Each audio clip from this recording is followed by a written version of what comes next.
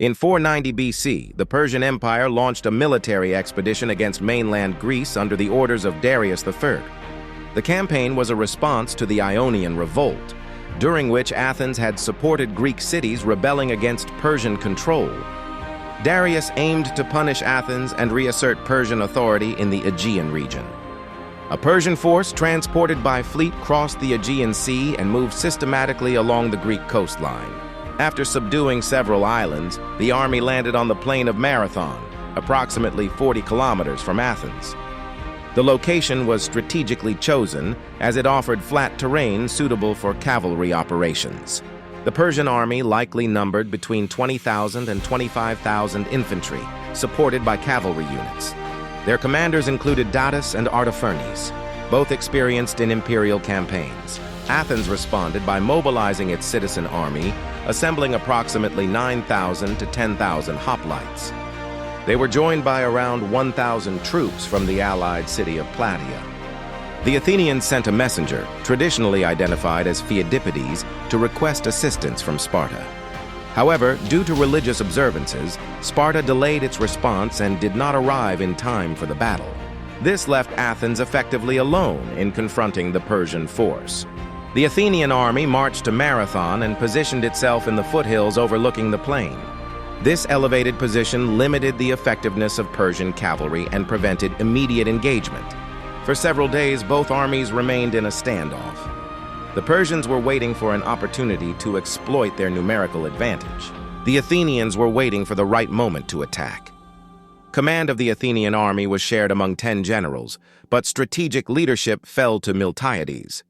Miltiades argued that delay would favor the Persians, especially if their cavalry became fully operational. At some point, likely when Persian cavalry was temporarily absent or repositioned, the Athenians decided to initiate the attack. This decision was critical, as it removed the Persians' greatest tactical advantage. The Greek army formed a traditional phalanx, but with an important modification. The center was deliberately thinned, while the wings were reinforced. This formation aimed to absorb pressure in the center while enabling the stronger flanks to overpower the enemy's sides. It was a calculated risk. Once formation was complete, the Athenians advanced rapidly across the plain.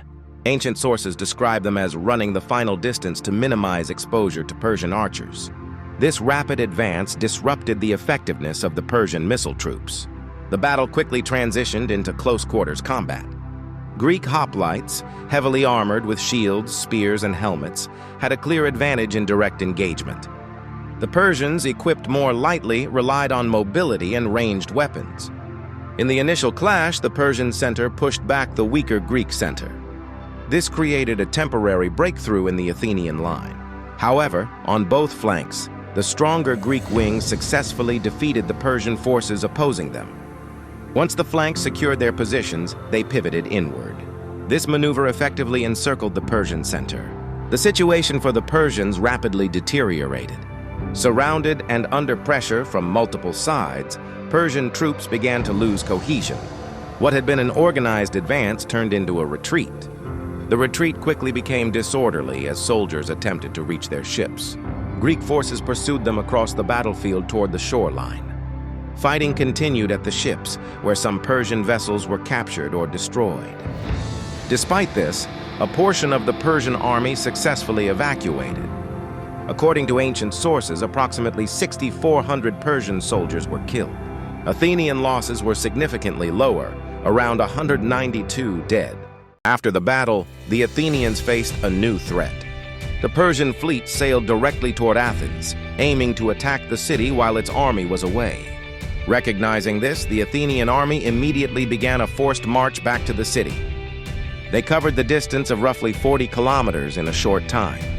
When the Persian fleet arrived, they found the Athenian army already in position.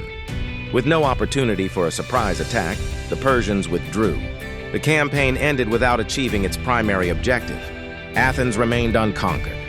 The Battle of Marathon demonstrated the effectiveness of the hoplite phalanx against a larger, more lightly armed force. It also showed that coordinated tactics could overcome numerical disadvantage. Politically, the victory strengthened Athenian confidence and influence within Greece. It marked the beginning of Athens' rise as a major power in the Greek world. However, the Persian threat did not disappear. A larger invasion would follow within a decade.